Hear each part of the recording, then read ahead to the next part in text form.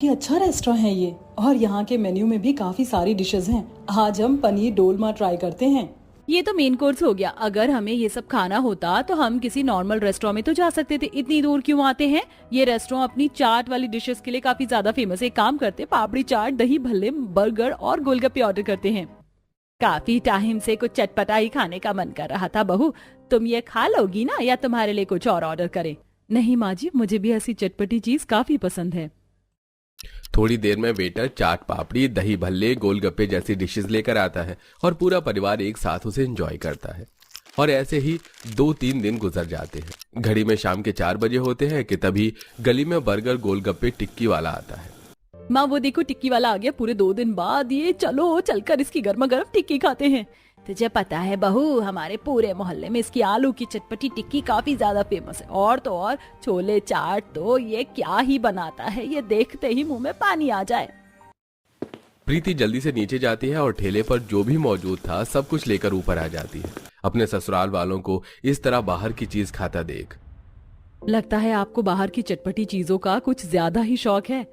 ऐसी चीज घर में बनाएंगे तो समय तो लगेगा ही ना, इससे अच्छा तो बाहर से ही लेकर खा लो। माँ, आज की टिक्की इसने अनारदाने नहीं डाले। पता है भाभी, मुझे टिक्की के ऊपर डले हुए अनारदाने बहुत पसंद है। शादी करके आई नई नवेली बहू तारा के ससुराल वाले अक्सर बाहर से आए दिन इसी तरह की चटपटी चीज काफी खाया करते थे। ऐसे ही कुछ दिन गुजर जाते हैं। तारा दोपहर के खाने की तैयारी कर रही होती है। मेरे ससुराल वालों को ऐसी चटपटी चीज काफी ज्यादा पसंद है, लेकिन वो रोज रोज बाहर का खाते हैं। न जाने बाहर वाले कैसे कैसे सामान का इस्तेमाल करके उसे बनाते होंगे। एक काम करती हूँ, आज मैं ही इनके लिए कुछ चटपटा बनाती हूँ शाम के खाने के लिए। लेकिन क्या बनाऊं?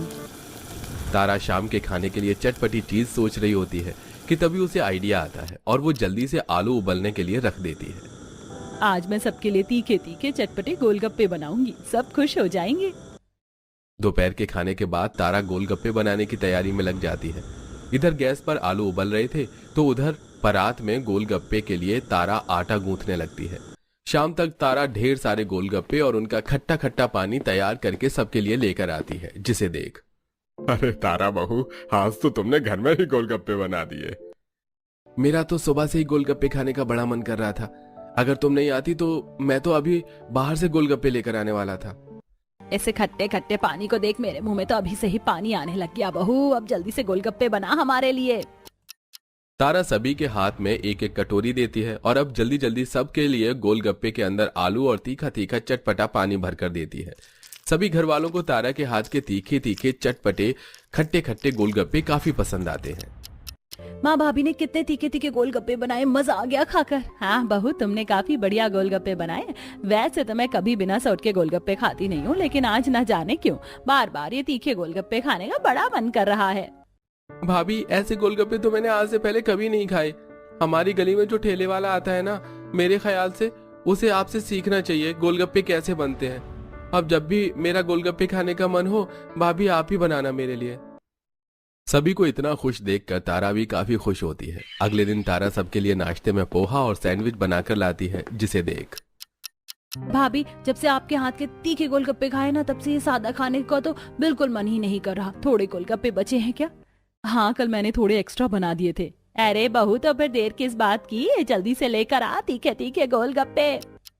कल शाम के बाद आज सुबह नाश्ते में भी पूरा परिवार तीखे तीखे गोलगप्पे खाता है, जिसके चलते तारा ने जो भी नाश्ता बनाया था वो बच जाता है। अगले दिन भी तारा जब नाश्ते में सबके लिए आलू के पराठे बना रही होती है। अरे बहू, ये आलू के पराठे क्यों बना रही है? माँ जी, नाश्ते के लिए? बहू, आलू के पराठे रहने दे, काम कर, तू गोलगप्पे ही लिया। गोलगप्पे तो खत्म हो गए हैं। तो क्या हुआ बहू, दोबारा बना ले। घर में सामान तो रखा है ना, या वो भी खत्म हो गया? माँ जी, सामान तो है, लेकिन गोलगप्पे बनाने में काफी समय लगता है। तब बहू, कौन सा हमें कहीं ट्रेन पकड़ने जाना है? वैसे भी आज छुट्टी का दिन है, आराम से बना ले। 8 बजे के बजाय 9 बजे कर लेंगे हम नाश्ता। तारा की पराठे बनाने की सारी मेहनत बेकार हो जाती है और अब बेचारी तारा को दोबारा से सबके लिए गोलगप्पे बनाने पड़ते हैं। 4-5 दिन तो तारा सबके लिए नाश्ते में गोलगप्पे बना देती है, लेकिन अब हर रोज सबके लिए नाश्ते में गोलगप्पे बनाते बनाते तारा काफी परेशान हो चुकी थी। मैं तो परेशान हो गई हूँ रोज रोज इन लोगों के लिए नाश्ते में गोलगप्पे बनाते बनाते। रोज रोज नाश्ते में कोई तीखे तीखे गोलगप्पे कैसे खा सकता है?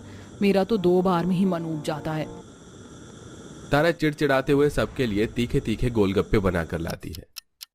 भाभी, आप गोलगप्पे तो काफी बढ़िया बनाती हो, लेकिन थोड़ा अलग तरीके से बनाओ। आप रोज एक ही तरह का पानी बनाती हो। मैंने वीडियो में देखा था आजकल लोग जलजीरा, नींबू, चाट मसाला, पुदीना, इन सब का भी पानी बनाते हैं। हाँ भाभी, अब आप भी रोज अलग अलग तरह का पानी बनाओ, वो भी तीखा चटपटा और हाँ कलरफुल भी बनाना।